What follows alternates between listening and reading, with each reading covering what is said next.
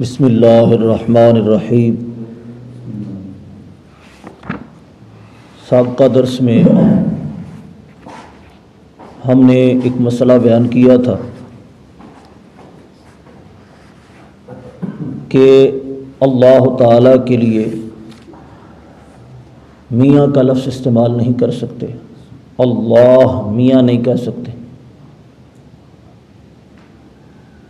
اور اس درس کے اندر ہم نے وضاحت دے دی تھی کہ اللہ تعالیٰ کے لیے میاں کا لفظ کیوں نہیں استعمال کیا جا سکتا۔ اس پر کچھ لوگوں نے اعتراض کیا ہے کہ آپ نے یہ جو ضابطہ بنایا ہے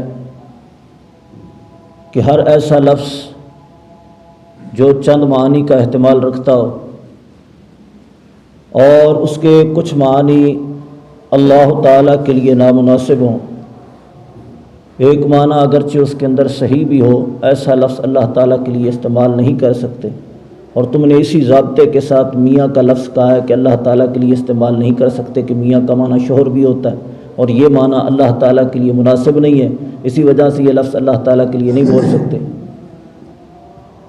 تو اعتراض کرنے والے نے اعتراض کیا کہ اگر یہی بات دیکھی جائے کہ اگر کسی لفظ کے چند معانی ہیں اور کوئی معنی اللہ تعالیٰ کے لیے نامناسب ہے اور وہ لفظ اللہ تعالیٰ کے لیے استعمال نہیں کر سکتے، تو اس نے کہا کہ اس طرح کے الفاظ تو خود شرع پاک کے اندر ملتے ہیں۔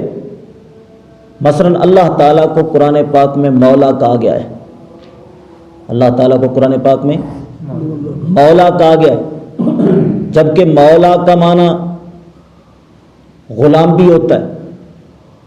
اب یہ غلام والا معنی اللہ تعالیٰ کے لیے نامناسب ہے، اس کے باوجود قرآن پاک میں اللہ تعالیٰ کو مولا فرمایا گیا ہے۔ تو اگر آپ کا ضابطہ دیکھتے ہیں کہ ایسا لفظ جس کے اندر چند معانی ہوں اور کوئی معنی اللہ تعالیٰ کے لیے نامناسب ہو، اب مناسب معنی رکھنے والا بھی لفظ اللہ تعالیٰ کے لیے نہیں بول سکتے، تو پھر قرآن پاک میں اللہ تعالیٰ کو مولا کیوں کہا گیا، جبکہ یہ تو بہت ہی نامناسب معنی رکھتا ہے کہ مولا کا معنی تو غلام بھی ہوتا ہے۔ تو میں جواباً عرض کروں گا کہ اس درس کے اندر میں نے اس چیز کی مکمل وضاحت دے دی تھی، سننے والے نے توجہ کے ساتھ سنا نہیں ہے۔ پہلی بات کہ اللہ کے لیے میاں کا لفظ استعمال کرنا، اس کو میں نے نہیں بلکہ علماء نے منع فرمایا۔ پہلی بات، میاں کے لفظ کو یعنی اللہ میاں کہنے کو میں نے نہیں منع کیا، کس نے منع فرمایا؟ علماء نے منع فرمایا۔ اور دوسری بات، یہ جو میں نے ضابطہ بیان کیا، یہ ضابطہ بھی میں نے نہیں بیان کیا، یہ بھی علماء نے بیان فرمایا۔ اللہ تعالیٰ کے لیے میاں کا لفظ استعمال کرنا منع ہے۔ امام احمد رضا فاضل بریلوی رضی اللہ تعالیٰ عنہ نے فتاوی رضویہ شریف کے اندر اور ملفوظات اعلی حضرت کے اندر اس سے منع فرمایا۔ فتاوی رضویہ شریف کے اندر امام اہل سنت فاضل بریلوی رضی اللہ تعالیٰ عنہ سے سوال ہوا، سوال کے اندر سائل نے اللہ میاں کا لفظ استعمال کیا تھا، تو آپ نے جواب دیتے ہوئے فرمایا سوال میں اس میں جلالت کے ساتھ لفظ میاں مکتوب ہے، یہ ممنوع و معیوب ہے، اور زبان اردو میں میاں کے 3 معنی ہیں، جن میں 2 اس پر یعنی اللہ تعالیٰ پر محال ہے اور شرع سے ورود نہیں، لہذا اس کا اطلاق محمود نہیں۔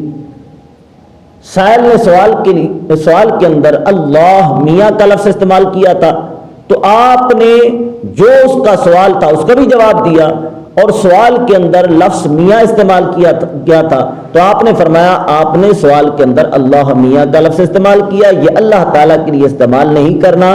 کیوں؟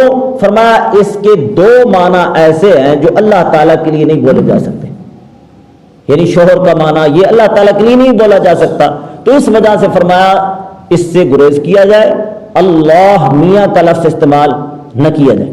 اور ساتھ ہی ساتھ آپ نے ضابطہ بھی بیان فرما دیا. آپ نے فرمایا کہ اللہ تعالیٰ کے لیے اللہ میاں کا لفظ استعمال اس وجہ سے نہیں کر سکتے، اس کے اندر دو نامناسب معنی ہے اور شرع سے ورود نہیں، یہ شرع پاک کے اندر وارد بھی نہیں ہے.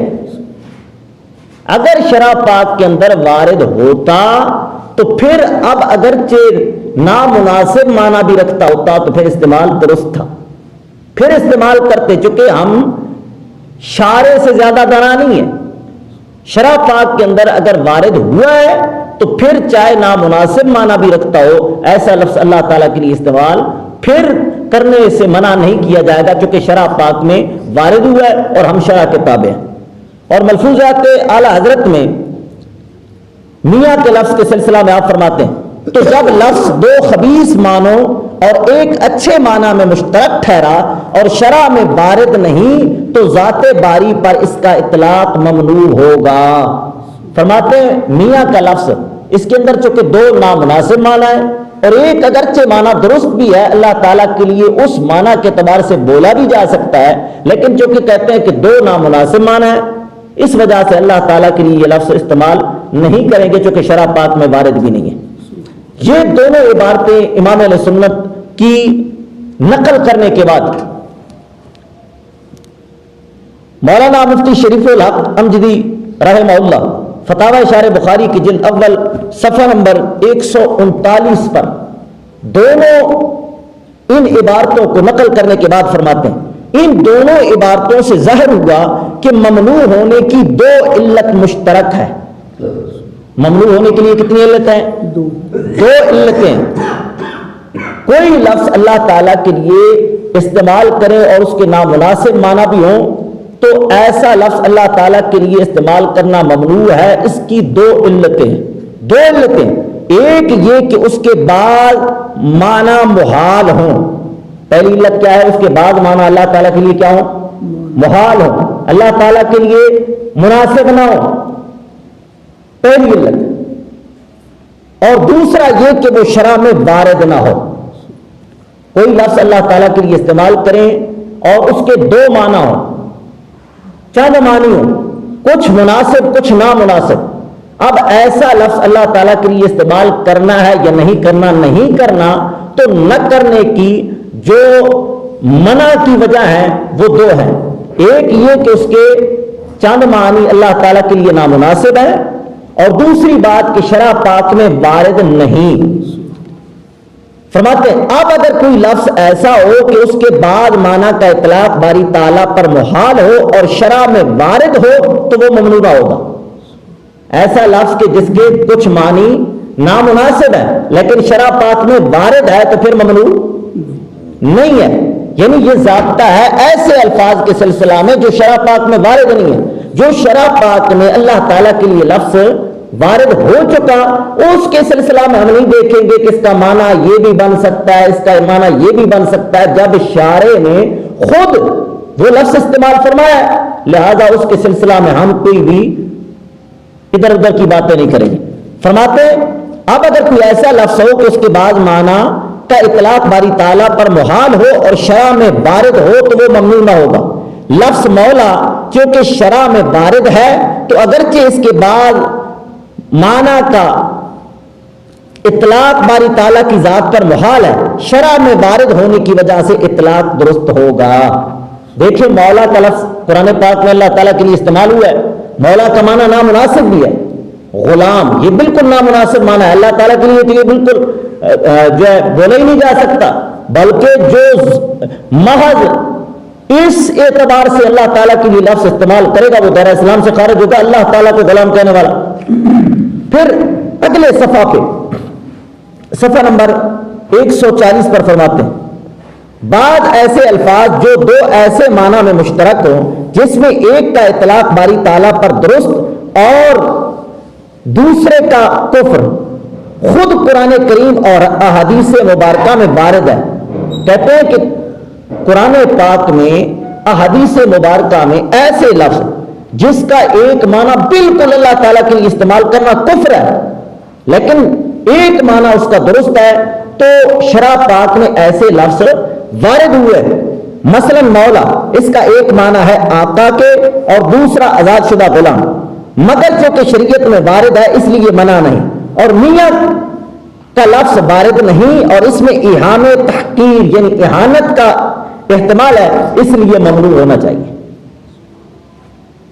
ضابطہ بیان فرمایا، یہ ضابطہ بھی میں نے نہیں بیان کیا، یہ ضابطہ کس نے بیان کیا؟ علماء نے بیان فرمایا، فرمایا کہ ایسا لفظ جس کے چند معنی نامناسب ہو اللہ تعالیٰ کے لیے، ایک معنی اگرچہ درست بھی ہو، اب اگر وہ شراب پاک میں وارد ہوا ہے تو ہم شرع کے پابند ہیں، پھر ہم نہیں دیکھیں گے کہ اس کا معنی یہ بھی بن سکتا ہے، اس کا معنی یہ بھی بن سکتا ہے۔ اگر شریعت پاک میں وارد ہوا ہے تو بس ہم وہ لفظ اللہ تعالیٰ کے لیے استعمال کریں گے اس معنی کے اعتبار سے جو درست ہے۔ ہم اس لفظ کے منع کے سلسلہ میں کلام نہیں کر سکتے جب شارع نے خود استعمال کیا، ہم کون ہوتے ہیں مشورہ دینے والے؟ لیکن اگر کوئی لفظ شرع پاک میں وارد نہیں ہوا، شرع پاک میں وہ لفظ وارد نہیں ہوا، اب ہم دیکھیں گے کہ اس کے اندر کوئی نامناسب معنی تو نہیں۔ اب اگر اس لفظ کے اندر نامناسب معنی موجود ہے تو اب یہ لفظ اللہ تعالیٰ کے لیے استعمال کرنا درست نہیں ہے۔ ایک اور حوالہ پیش کر دیتا ہوں، یہی فتاوی شرح بخاری، اس کی جلد اول اور صفحہ نمبر 128 پر فرماتے ہیں ایسا لفظ جو ایسے معنی کے محتمل ہو جس کا اطلاق شرعاً اللہ تعالیٰ اور رسول اکرم صلی اللہ علیہ وسلم پر ممنوع ہو، اگرچہ وہ کوئی معنی صحیح بھی رکھتا ہو، یعنی ایک معنی اس کا صحیح بھی ہے، ایسے الفاظ کا اطلاق ممنوع ہے۔ کب ہو؟ جب شرع پاک میں وارد نہیں۔ اس کی مثال لفظ رائنا ہے، صحابہ کرام یہ لفظ بول کر معنی صحیح مراد لیتے تھے، مگر یہود یہ بول کر خبیث معنی مراد لیتے تھے، مگر قرآن پاک نے منع فرمایا۔ اس طرح جب حاضر و ناظر کا ایک معنی ایسا ہے کہ اس کا اطلاق باری تعالیٰ پر کفر ہے، یعنی حاضر ناظر لفظ کے بارے میں بحث کر رہے ہیں کہ حاضر ناظر کا معنی جو ہر جگہ موجود، تو اللہ تعالیٰ تو جگہ سے ہے ہی پاک، تو اللہ تعالیٰ کو حاضر ناظر نہیں کہہ سکتے، فرماتے ہیں اس کا اطلاق باری تعالیٰ پر کفر ہے، تو اگرچہ دوسرا معنی صحیح بھی ہے اس کا اطلاق باری تعالیٰ پر ممنوع ہی رہے گا۔ رد المختار فتاوی شامی کا حوالہ دیا، فرماتے ہیں مجرد ایہام اللفظ ما لا یجوز کافٍ فی المنع، فرماتے ہیں محض احتمال آ جانا، کسی معنی کا احتمال آ جانا کہ یہ معنی اللہ تعالیٰ کے لیے نامناسب ہے اور اس معنی کا احتمال اس لفظ کے اندر ہو، تو فرماتے ہیں منع کے لیے یہی کافی ہے۔ تو ضابطہ آپ نے سمجھ لیا کہ کوئی لفظ اگر شرع پاک میں وارد ہے، اللہ تعالیٰ کے لیے کوئی لفظ شرع پاک میں وارد ہے، اب ایسا لفظ اللہ تعالیٰ کے لیے ہم استعمال کرتے رہیں گے، یہ نہ کہیں گے کہ اس کا یہ معنی بھی بنتا ہے، اس کا یہ معنی بھی بنتا ہے، بس جب شرع پاک میں وارد ہوا ہے تو ہم کیا ہیں؟ تابع۔